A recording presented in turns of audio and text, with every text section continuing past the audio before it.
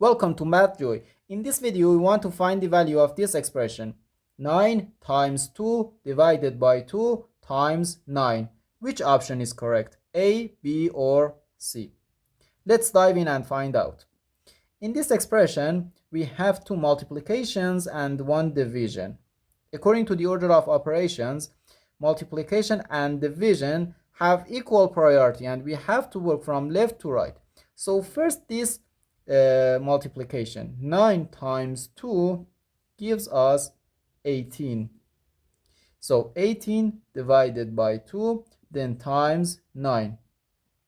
No, this division, 18 divided by 2 gives us 9.